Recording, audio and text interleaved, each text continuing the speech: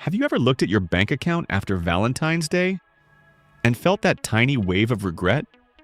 Not because you're irresponsible, not because you don't understand money, but because somehow one dinner, one gift, one day turned into a number that feels strangely uncomfortable. Here's the interesting part. Valentine's Day is not expensive because of love.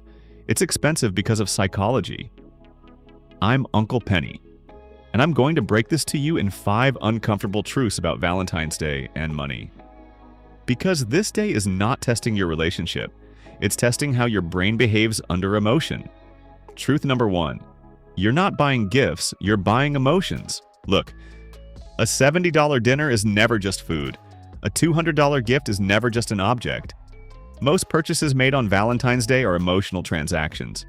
You're buying reassurance, relief, validation. That quiet internal question, is this enough? Because when emotions rise, logic quietly steps aside. Here's what most people don't realize. Your brain is not calculating value, it's regulating feelings. That extra upgrade, that slightly nicer option, that unnecessary add-on often has nothing to do with love. It has everything to do with discomfort. And money becomes the tool used to silence it. Math didn't change. Emotion did. Truth number 2. Expectations are financial landmines. The dangerous thing about Valentine's Day is that expectations are rarely spoken. Nobody hands you a price list. Nobody announces minimum spending requirements, but everyone feels them. And humans are extremely sensitive to perceived standards. You start with something simple. Maybe flowers. Then dinner feels necessary. Then a gift feels appropriate. Then suddenly, you're negotiating with invisible rules. Not because someone demanded it, but because comparison quietly entered the room. Social media helps, friends help, stories help. Normal keeps moving. Here's where it gets really interesting. You're not reacting to reality. You're reacting to imagined judgment.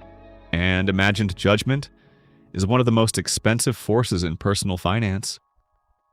Truth number 3. Romance creates temporary financial amnesia. In the moment, everything feels reasonable. It's fine. It's just once a year. I'll deal with it later. This is present bias at work. Your brain values emotional satisfaction today more than financial comfort tomorrow. Future consequences feel distant, abstract, less urgent, but debt has a remarkable memory. That one evening doesn't stay in February. It quietly appears in March, then April, then unexpectedly in stress. Emotion loves now. Debt loves later. And Valentine's Day is a perfect environment for short-term thinking disguised as generosity. Truth number 4. Price gets mistaken for meaning. Humans have a fascinating bias. We often associate cost with care. Expensive feels thoughtful. Price feels symbolic. Higher spending feels like stronger affection. But love is emotional. Price is numerical. Your brain blends them. A costly gift feels meaningful, even when meaning had nothing to do with money. Here's what most people don't pause to ask. Does price actually increase emotional impact, or does intention? A deeply personal gesture often creates more lasting memory than something financially impressive. But money offers a shortcut. It feels measurable, concrete, safe. Because meaning is subjective, price is not. Truth number 5. The most dangerous purchase is the one made to impress. Not delight, not celebrate, not express, impress. Because spending driven by fear of appearing inadequate is rarely about the other person. It's about identity, approval, comparison, financial insecurity, often dresses like generosity. And this is where Valentine's Day quietly causes damage. Not through large catastrophic spending, but through small irrational upgrades repeated across life. One dinner, one holiday, one moment of emotional pressure. Compounding behavior. Now, here's the part that actually helps. Uncle Penny survival rules for emotionally expensive days. Rule number 1. Decide your budget before emotion enters the room. Emotion is a terrible financial planner. Rule number 2. Separate meaning from money.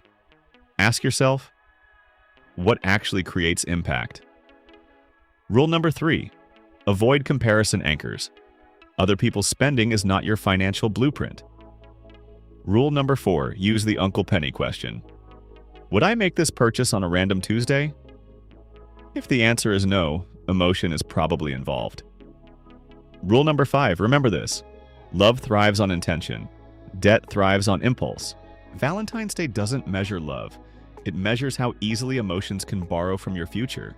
Spend intentionally, not reactively, because love should create memories, not monthly payments. If you made it this far, I'm glad this was helpful. Subscribe if you'd like more conversations like this.